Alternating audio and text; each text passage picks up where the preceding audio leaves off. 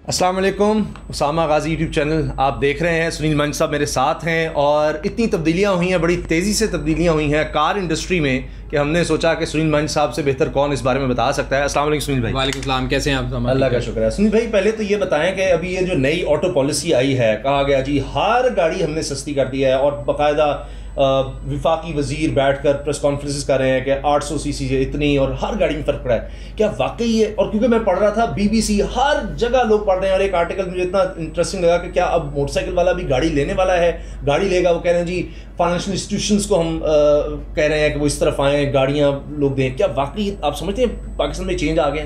यार उसामा, मैं वैसे सबसे बड़ा क्रिटिक होता हूँ गवर्नमेंट का। जब वो कोई पॉलिसी लाते हैं या कोई बातें करते हैं तो मैं हमेशा कहता हूँ कि यार काम होना चाहिए, बातें नहीं होनी चाहिए। But to my surprise and everybody else's, जो ऑटो पॉलिसी आई है अगर वो अपने लेटेस्ट पीरियड में इम्प्लीमेंट हो तो वो बहुत अच्छी है, ठीक है। और उसका फ़ायदा ये है कि मैं हमेशा कहता हूँ कोई भी, हमने इकनॉमिक्स से स्कूलों में भी पढ़ा, कॉलेज में पढ़ा कि कोई भी पॉलिसी बुरी नहीं होती जब तक वो कंसिस्टेंट ना हो। अगर इनकंसिस्टेंट पॉलिसी बुरी होगी। आपने एक बिजनेसमैन है, आपने पाकिस्तान में पैसा लगाना है और अगर आपको अगले 5 साल की पॉलिसी नहीं पता तो आप क्यों लगाएंगे? अगर कंसिस्टेंट होगी पॉलिसी तो तभी मैं कह रहा हूँ कि जो पॉलिसी आई है अगर वो लेटर और स्पिरिट में इसी तरह 5 साल चली तो हमारी ऑटो इंडस्ट्री बहुत आगे जा सकती है। बाकी जहाँ तक सवाल है गाड़ी सस्ती, यस गाड़ी सस्ती हुई ज़रूर है, सारी गाड़ियाँ क्रॉस द बोर्ड एटलीस्ट 2.5% सस्ती हुई हैं। लेकिन वो जो सवाल है जो मैं भी हर एक से पूछता हूँ कि क्या 2 व्हीलर वाला बंदा जो अपने बच्चों को, बेगम को गर्मी में धूप में मोटरसाइकिल पर लेके फिरता है वो गाड़ी ले सकता है? तो उसका जवाब नहीं है, अभी नहीं ले सकता। मैं झूठी होप दिलाने का आदी नहीं हूँ किसी को। मैंने किसी से वोट नहीं लेना, मैंने कोई सियासी नारा नहीं लगाना। देखें, मोटरसाइकिल 2 लाख रुपए का, मिनिमम गाड़ी जो पाकिस्तान में आती है वो 10 लाख रुपए की आफ्टर रिडक्शन, ठीक। तो 2 लाख वाला 10 लाख पे कैसे जाएगा? अच्छा, कार फाइनेंसिंग की तरफ अगर जाता है, 2-3 चीज़ें, अगर तो कार फाइनेंसिंग ईजी की जाए, दूसरा लोगों की वैसे परचेजिंग पावर बेहतर होगी। देखें, गवर्नमेंट जो अपना रोल कर सकती थी उसने ये ज़रूर प्ले किया कि मैं हमेशा कहता था, आपसे मेरी लास्ट टाइम भी जो बात हो रही थी कि गाड़ी के अंदर डायरेक्टली और इनडायरेक्टली 35 to 40% टैक्स था। और गवर्नमेंट को अगर इतना शौक है, मेरे अल्फाज है, मुझे याद है कि गरीब को गाड़ी देनी है तो टैक्स कम कर दे, तो उन्होंने वही किया। उन्होंने 1000 सीसी तक 2.5% आपका FED जीरो कर दिया, सेल टैक्स 17.5% से 4.5% नीचे लेके आके 12.5 पे ले आए, और एडिशनल कस्टम ड्यूटी जो उनको बनाने के लिए इंपोर्ट के पार्ट पे थी वो भी जीरो कर दी। सो ओवरऑल अगर देखा जाए तो सबसे ज़्यादा जो बेनिफिट दिया है वो उस सेगमेंट को दिया गया है। बट येट अगेन एक हकीकत ये है हमारे माशरे में लोगों की जो इनकम स्केल है और जो लोगों की पेज हैं या जितनी महंगाई है, जो मोटरसाइकिल वाला आदमी है ना वो बेचारा गाड़ी तक जब पहुंचता है तो वो गाड़ी 10 से 12 की हो चुकी होती है, वो जब 12 पे इकट्ठे करता है वो 14 की हो चुकी होती है। तो उस लिहाज से बड़ा है। तो इस केस में एक रिवर्स गियर ज़रूर लगेगा कि गाड़ी जो 11 की हो गई थी वो वापस 10 पे आ जाएगी, 9.5 पे आ जाएगी। लेकिन ये जो 2 वाला है वो 9.5 पे कैसे आएगा? वो उसमें ये हमारी 22 करोड़ की बात है तो उसमें हम ये जरूर कह सकते हैं कि लाखों लोग ऐसे होंगे जो सिर्फ 2-4 लाख की वजह से और 2 साल रुक रहे होते थे, उनके लिए ये गैप जरूर कम हो जाएगा। अच्छा, अक्रॉस द बोर्ड सब गाड़ियां सस्ती हो गई हैं, यानी जो महंगी गाड़ी भी थी वो भी सस्ती हो गई है। अच्छा, उसमें मेरा एक चीज़ अगेन वो लोग कहेंगे जी इतराज़ बड़ा इतराज़ है, बाकी सब कुछ बिल्कुल ठीक है, बहुत अच्छा है। आपने सारी लोकल गवर्नमेंट पॉलिसीज जो दी है कि जी लोकल गाड़ियाँ सस्ती हों, इलेक्ट्रिक गाड़ियों के लिए बहुत अच्छी पॉलिसी दी। उसमें एक मजबूरी ये थी कि पाकिस्तान में कोई इलेक्ट्रिक गाड़ी भी बनती नहीं है, तो एक नेटवर्क इफेक्ट बनाने के लिए चिकन एक प्रॉब्लम है। अगर आज फर्ज करें गाड़ी नहीं है पाकिस्तान में तो आप चार्जिंग स्टेशन नहीं लगाएंगे, ठीक है। तो चार्जिंग स्टेशन वाले को अगर कन्विंस करने के भी गाड़ी आएगी, वो कह के जब जंगल में मोर नाचेगा तब देखेंगे, तो वो नहीं लगा रहे थे। सो उसके लिए उन्हें ना चाहते हुए भी इम्पोर्टेड जो इलेक्ट्रिक गाड़ियाँ हैं उन पर भी रिलीफ देना पड़ा। बट वो रिलीफ सिर्फ 1 साल का है पहली बार, जो कि अच्छी बात है। 1 साल बाद वो रिलीफ हट जाएगा। वो रिलीफ क्या है कि अगर आप अभी CB यूनिट जिसको इंपोर्टेड यूनिट बोलते हैं उस पर 25% कस्टम ड्यूटी थी, वो 10% रह गई, 15% उड़ गई। अब जहाँ पे मुझे एतराज़ है मैं बता देता हूँ। आप चाहते ही हैं कि एक नेटवर्क बने, मुल्क में हर तरह इलेक्ट्रिक गाड़ियाँ आएँ, फिर आप चार्जिंग स्टेशन लगाएं, एक नेटवर्क इफेक्ट होता है। तो उसके लिए आपको कमर्शियल 2 व्हीलर 3 व्हीलर और 4 व्हील आम गाड़ी जो है उसको करना ताकि आवाम ले सके। तो उसके लिए आप एक क्लास बना सकते थे कि यार 50 किलोवाट आवर तक की जो गाड़ी है ना उस पर ये मराते हैं, उससे ऊपर नहीं है। अब इस पॉलिसी के बाद, क्योंकि मैं लोगों को देखता हूँ, जानता हूँ, मुझे पता है फ्रेटर्निटी में क्या हो रहा है, जो 70 किलोवाट की गाड़ी है जो कि ई-ट्रॉन ऑडी की आती है, पोस्ट टाइकन आती है, जो करोड़ों रुपए की गाड़ी है, जो शर्फिया की गाड़ी है, उसके ऊपर 50-50 40-40 लाख रुपए का फायदा है। लोग ऑडी के शोरूम के आप बाहर जाके देखें, बंदे में बंदा चढ़ा हुआ है, 3 महीने की बुकिंग गाड़ी की फुल है।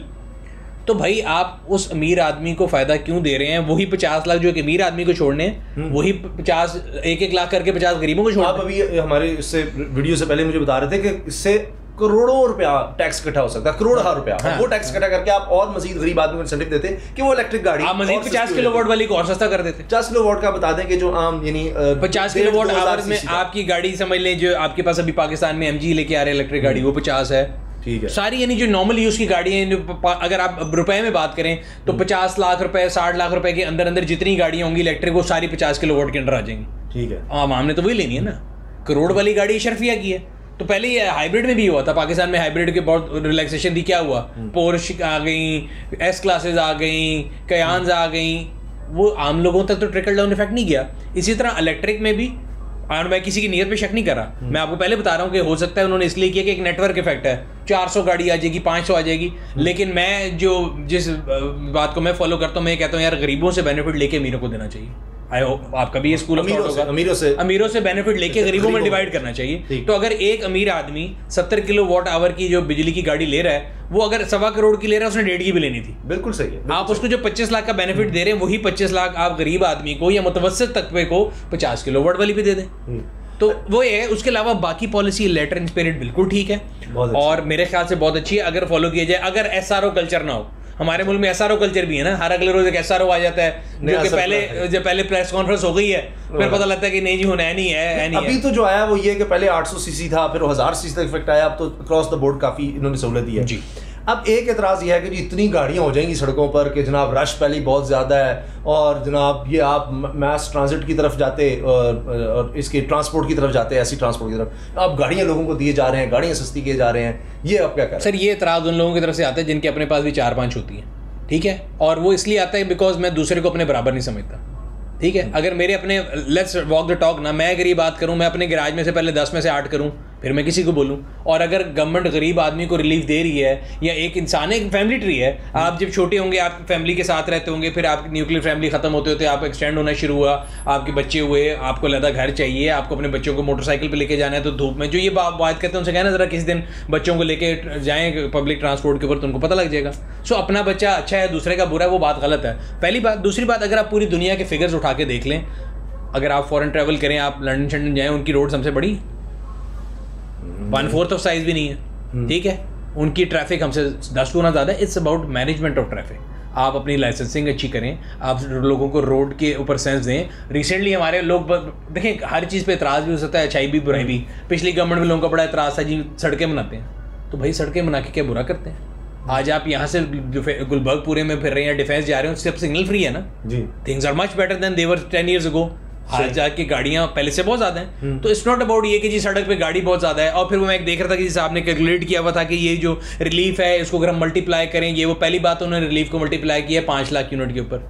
तो पाकिस्तान की प्रोडक्शन 5 लाख आज नहीं है, 5 साल बाद होगी। अभी आप 1.5-2 लाख के ऊपर बैठे हैं, तो डबल एग्जैजरेशन तो वैसे ही होगी कि जी इतना बड़ा रिलीफ है, इतने बड़े रिलीफ से इतनी बसें आ जाती हैं।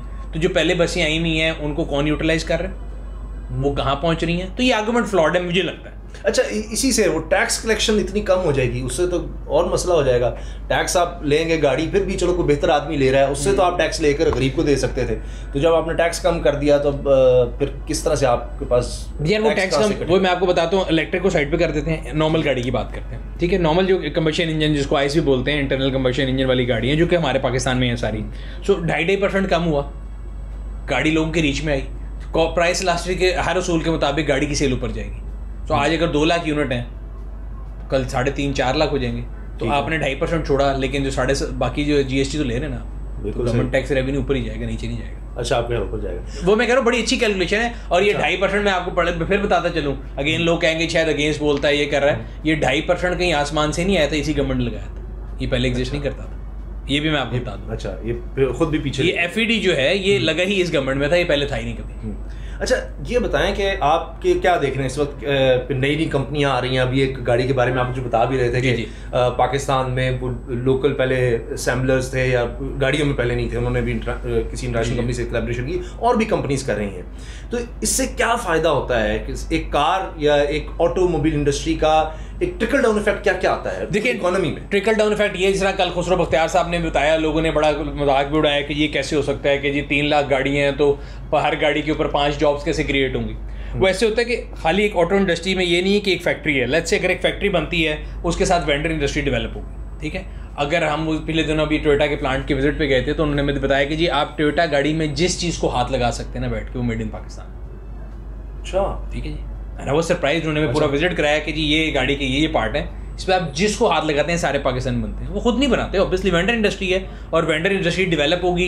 एक बंदा सिर्फ टोयोटा के लिए बनाएगा, होंडा के लिए बनाएगा, सुजुकी के लिए भी बनाएगा, होंडा के लिए भी बनाएगा, साजगार के लिए भी बनाएगा, जितनी कंपनी है उनके लिए बनाएगा। और ये जो पॉलिसी बनाई गई है, मैं कह रहा हूँ अगर उसको लेटेस्ट पीरियड में फॉलो किया जाए तो ऐसी है कि अगर आप 5 साल तक लोकलाइज नहीं करेंगे तो आप मार्केट में कम्पीट नहीं कर सकते। So every year you have to increase your localisation.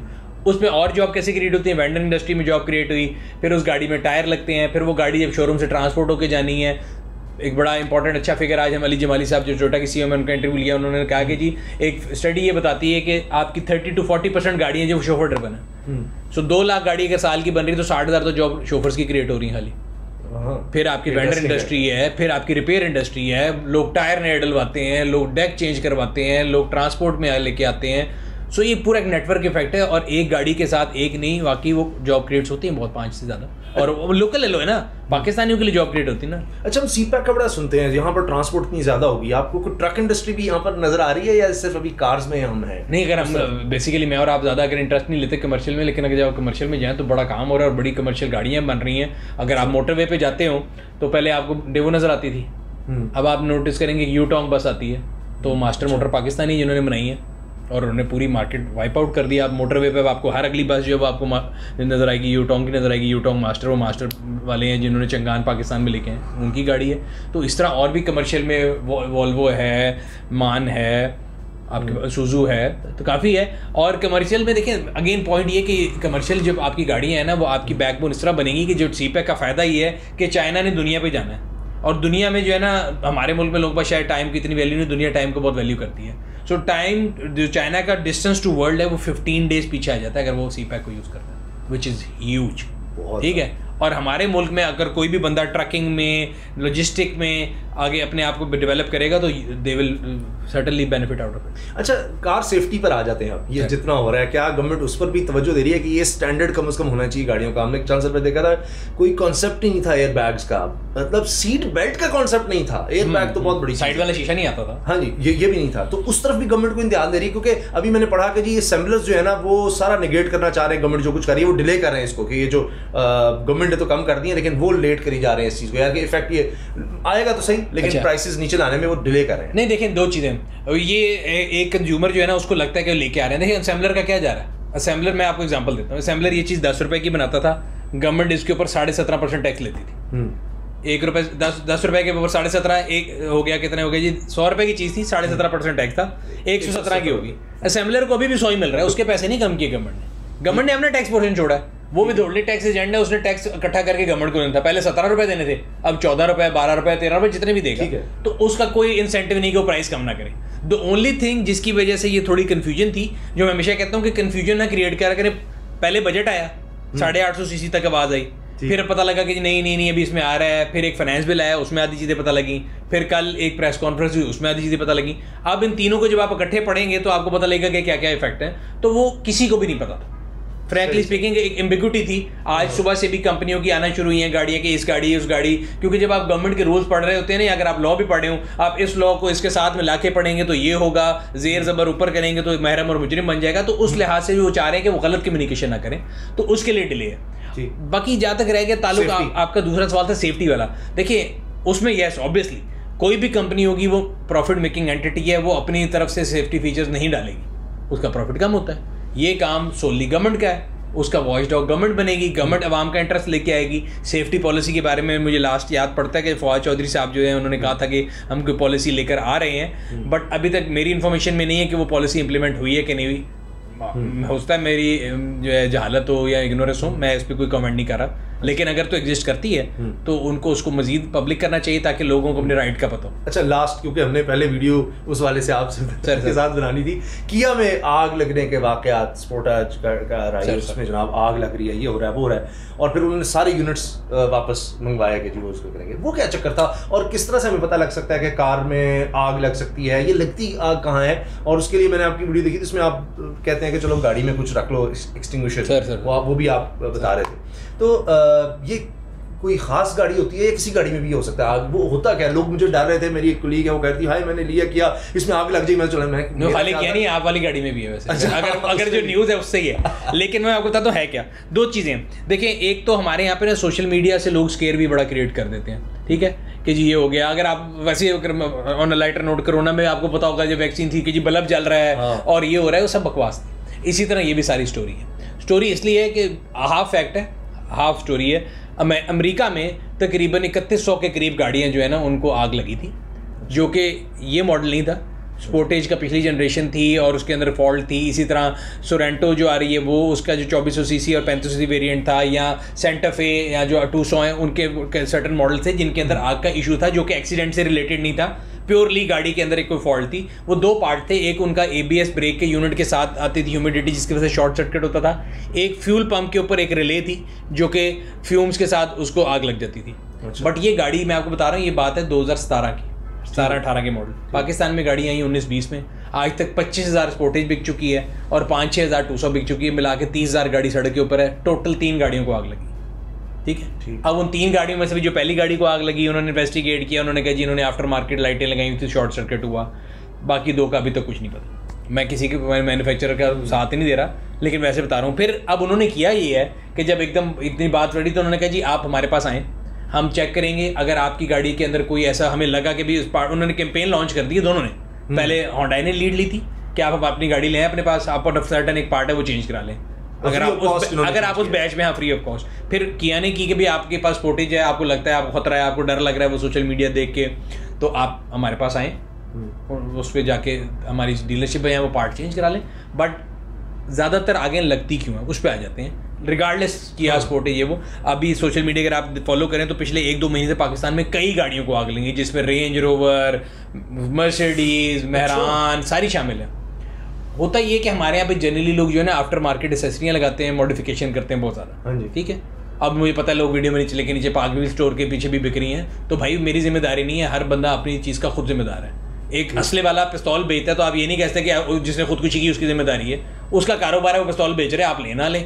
इसी तरह मेरे पास स्टोर पे या किसी और स्टोर पे अगर एसेसरी बिक रही है तो आप अपनी चीज़ पे लगा रहे हैं ना, तो आप उसको देखें। मैं भी लेके बागबिल स्टोर से एसेसरी लेता हूँ, मैं आई मेक श्योर कि मैं जो चीज़ लूँ मेरे गाड़ी के साथ कंपैटिबल हो, मेरा मैन्युफैक्चरर उसको अप्रूव करता हो। अगर वो अप्रूव नहीं करता, मेरी वारंटी वॉइड होती है या कहीं काट पीट के तार लगनी है। एग्जाम्पल है, मेरे यहाँ पे कोई बल्ब मंगाए थे अपनी गाड़ी के लिए, मुझे उसने बोला कि ये इसके लिए कट के लगेगा, मैं कहीं भाईजान माफ़ी दे दो, नहीं लाना, ठीक है। सो आप ऑल्ट्रेशन नहीं करें। होता ये कि गर्मी में हमारे यहाँ पे टेम्परेचर एम्बिएंट 50 डिग्री पहुंच जाता है, ठीक है। फिर गाड़ी की अपनी हीट है, बीच में तारें लटक रही हैं, उसको तो हल्का सा स्पार्क चाहिए। जब स्पार्क लग गया तो अंदर तो उसके पेट्रोल है तो वो उड़ जाने सारा। तो उस तरह हमारे यहाँ पे जो आग के वाक़यात होते हैं वो इसलिए होते हैं कि यहाँ पे लोग जो है ना रोड साइड काम करा लेंगे, कोई स्टैंडर्डाइजेशन नहीं है, तो लोगों को बेसिकली लोग अंग्रेजी की होता है ना वर्ड कहते हैं पेनी वाइज पाउंड फुलिश, वो करते हैं कि पैसे बचाते हैं और सारा कुछ उड़ जाता है। और बाद में एक कैमरा हमारे सब लोगों को मिल गया, जब चीज़ जल जाती है तो कि जी हम तो बड़े अच्छे थे, हम सारा कुछ करते थे, और वो आग खुद ही लग गई। खुद नहीं आग लग सकती, देयर हैज़ टू बी कुछ तो इग्नाइट कर रहा है ना उसको। यहाँ किसी ने माचिस लगाई है, माचिस लगाई तो गर्मी से लगी, कोई उसकी तार आपने खुली छोड़ी हुई थी। तो मेरा उस पर ही मेरा ये टेक है, इट्स नॉट दैट कि मैं किसी की साइड ले रहा हूँ। मुझे लगता है देखिए, अगर वही बात है अमेरिका से ज़्यादा मोहतात या एहतियात, अगर अमेरिका वाला केस होता जितनी वहाँ पे गाड़ियाँ आग लगी तो हमारे भी 30,000 में से सिर्फ 3 को तो नहीं आग लगनी चाहिए थी। और हमारे यहाँ तो टेम्परेचर भी बहुत ज़्यादा और माशाल्लाह हमारे लोग ख्याल भी नहीं करते और बत्तियाँ भी बहुत लोग लगाते हैं एक्स्ट्रा बिल, मतलब अंधा करते हैं, क्या कुछ करते हैं। मैं तो हैरान होता हूँ कि अच्छा ये समझते हैं जिस इंजीनियर ने डिजाइन किया ना, मुझे उससे ज़्यादा समझ, पूरी शेप ही चेंज कर। सो जो ऑल्ट्रेशन है ना वो उसके ऊपर जो वो करते हैं तो वो देखते नहीं है।